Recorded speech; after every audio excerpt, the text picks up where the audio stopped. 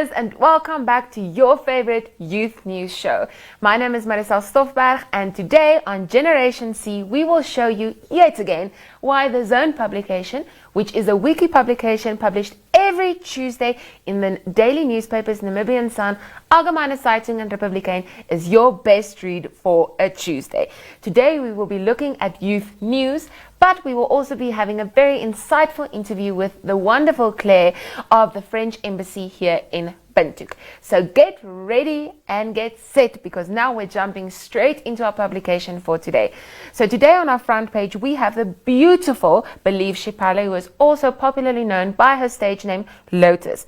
So she is an eccentric, passionate and wildly eclectic-minded songwriter, singer and businesswoman, and the founder of the local brand which makes handmade scented candles. So to read more about Believe and what she's up to, please grab yourself a copy of The Zone, which is out in today's newspapers. In light of also what's happening around the world, we are very excited to see the following video that we will share with you. So we spoke to a few of our youth about if they had to think of 2020 as a fruit, what type of fruit would they name it? So please get ready to see the insightful comments of our wonderful youth in the next Vox Pop video. Hi, my name is Leanne O'Connor, and the question was, if 2020 was a fruit, what fruit would it be? And I chose a pineapple. Why a pineapple? Because if I were to give you a pineapple today, or asked you if you wanted a pineapple, your expectations would be, oh, it's sweet, right? But then the moment I give it to you, you would realize you have to open it up. The heart, it's difficult to open it up. I mean, imagine holding a pineapple in your hand, all the spikes, and it's just really hard, right? So we expected 2020 to be the year. Imagine a new decade, new beginnings. Everything is new. But then at the end of the day, for you to be stuck with this hardship. So for me, 2020 would be a pineapple. Because at the end of the day, the sweetness within the pineapple taught me to appreciate life. Because you can lose it within a blink of an eye. My name is my surname. I'm Elena from Okahanji Senior Secondary School, and I'm grade 12. The question is, if 2020 was a fruit, what could it be and why?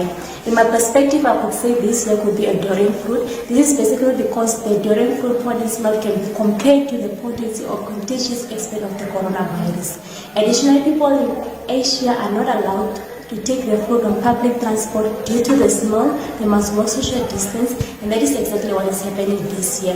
Even the appearance of the fruit itself is complicated. I'm Evelyn Akers from Okahanji Senior Secondary School, grade 11 learner. If 2020 would be a fruit, which fruit will it be and why? The year 2020 will be a lemon to me because I was excited for the new year, new beginnings and a fruitful academic year. Yet this was made sour and bitter for us by the COVID-19 pandemic. I had lots on my dream list, but 2020 only came through with lots and lots of lemons, while I hope for a year full of apples. I would have made a lot of apple pies, but was set back. I have learned to make lemonade from the lemons 2020 has offered me. What an exciting bunch of learners with different views on the world. So in other news, we also have the Oche Horongo Primary School Namaruru, who are the recipients of a brand new photocopying machine and some valuable textbooks. So the primary school is home to 146 learners ranging from pre-primary until grade 7, and they also have 6 teachers. So they received a photocopier to the value of 23,000 Namibian dollars from FNB through the First Rand Namibia Foundation Trust. But they also received very important textbooks to the value of 39,000 Namibian dollars from the Ipagu Fishing Company. It's exceptional to see how our companies are investing in our youth and in our schools. But speaking of youth and people investing in our schools, we also have a very exciting story for you in this week's The Zone, where we focus on a tutor, Elvino Bezuidenhoudt. So he is a bookkeeper by day, but that's not his only profession, because he's also an exceptional tutor. So he decided that he wants to start a tutoring company program for high school learners, focusing specifically on mathematics but also on accounting.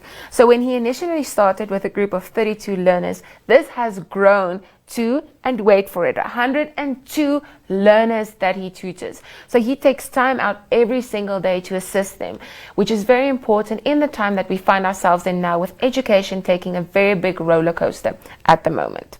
But now we are very excited to also introduce a very important guest that we will have, which will be an interview that we did with the wonderful Claire from the French Embassy.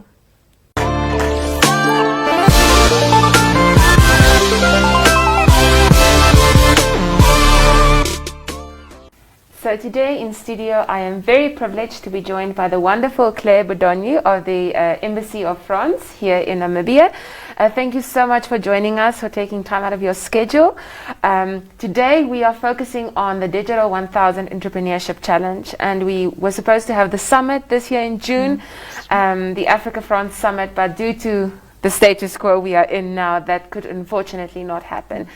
So Claire, thank you so much for taking time and for enlightening our viewers about this wonderful challenge and this wonderful concept and everything about that. So we thought about starting off with, if you can maybe give us some context about the Digital 1000 Entrepreneurship Challenge, what it entails, and yes, just a bit about what people could expect out of it. All right.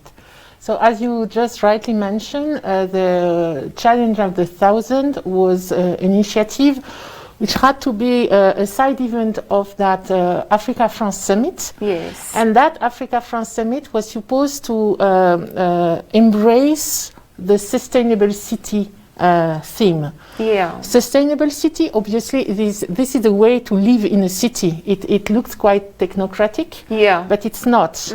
It's how do I live when it comes to education, health, when it comes to food supply, but also then with all the question of IT, transport, connectivity. Yeah. So it's a very comprehensive concept.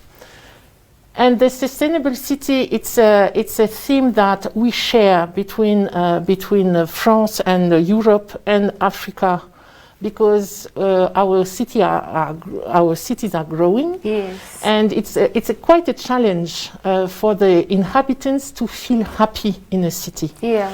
And then we were connecting that to the innovative question of all these youth, because the young people have a lot of ideas, and Yes. the idea was how to improve my life in a city, and also how to live in our new world.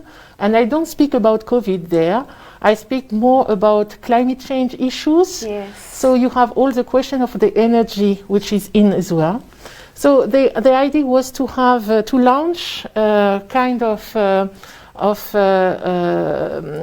an initiative to select the best innovative entrepreneur. Yes. And in Namibia, we did select 11 of them, and I'm very proud for them, Yes. first, and also I'm very proud of that cooperation and that friendship which start being built between France and Namibia on that very issue.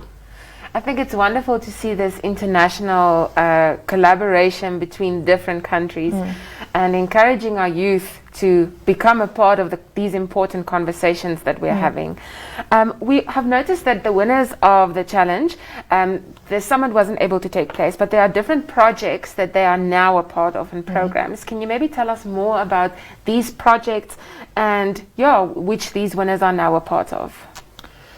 It's very diverse. It is why the Sustainable City made a kind of valuable input. Yes. Because we had impressive thing when it comes to transport, when it comes to health, a kind of platform where you can register to see where the ambulance is free. Wow. You have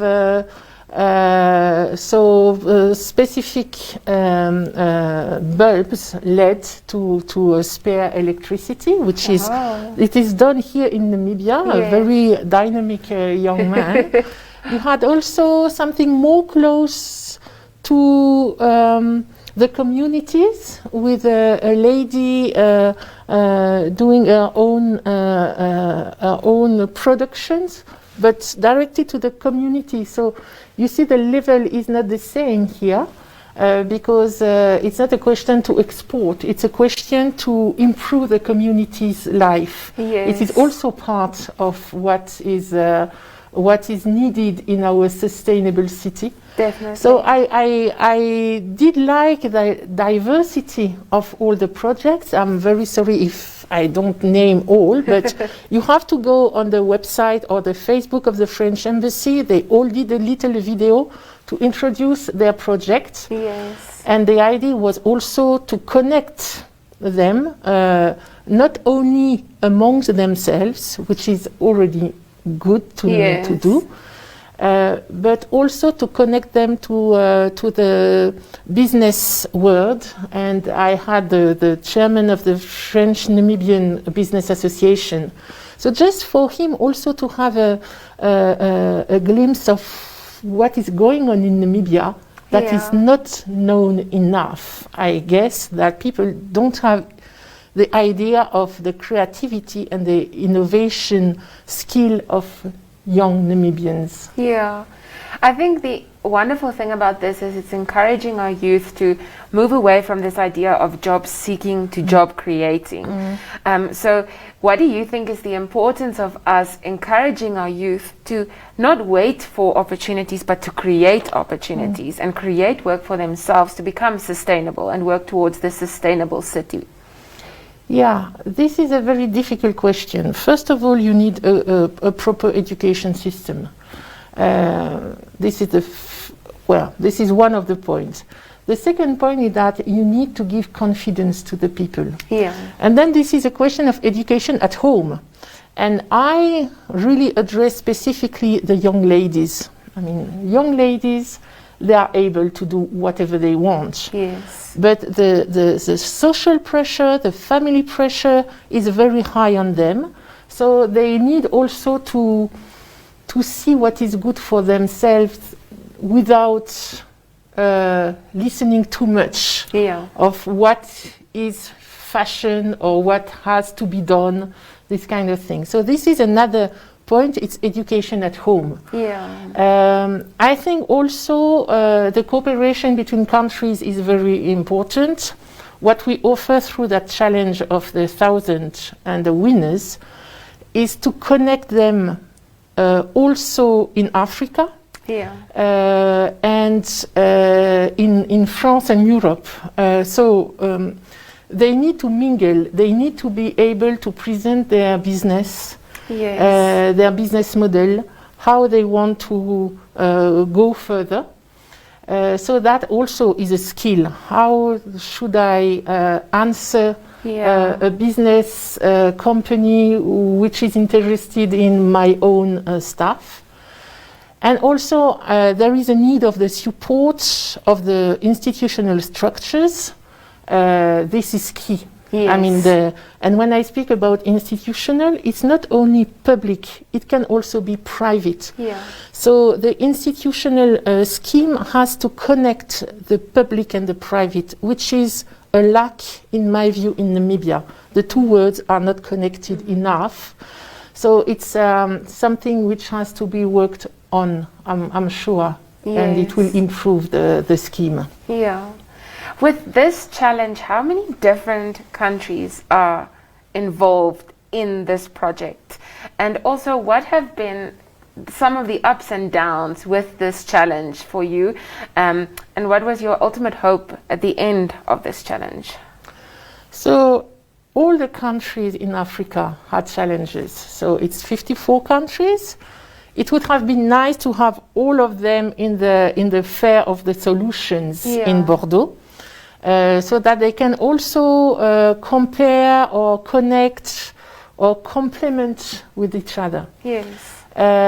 Still, we offer a platform, webinars, all that is even more easy now due to the COVID. So we are more on Zoom and all this stuff. Still, it doesn't replace the physical contact with social distancing. Yes.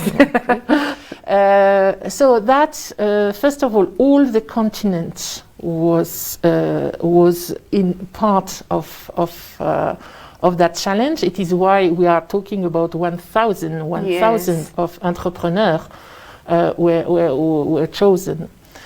Then we had to, they were applying on a platform, so we had a first look on all the files, and we transmit them to a panel in South Africa, because they were gathering all the Southern Africa applications. Yes. And then it went to France, and in France, another panel decided on the shortlists which were forwarded. Yes. So it was quite a long process, and a very, it was not just easy. Yes.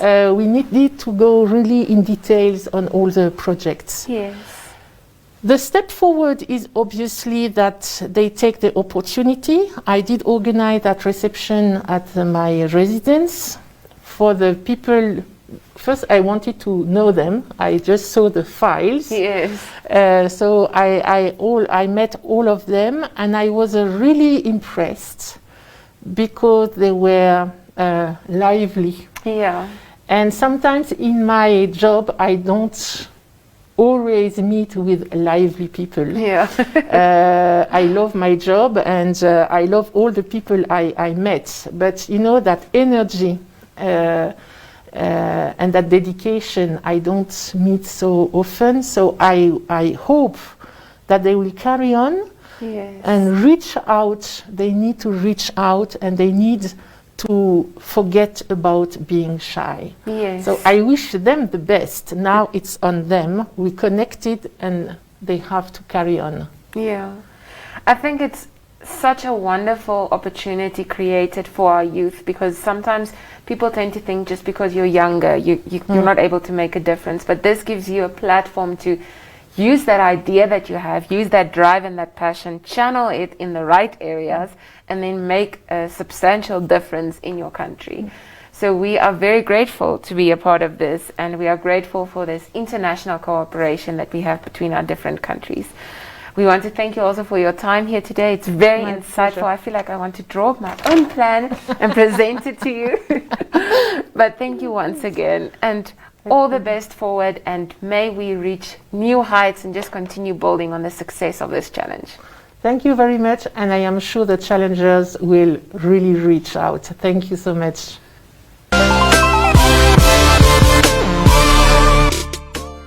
What an exciting day here on Generation C. Thank you so much for joining us again in sharing the latest youth news.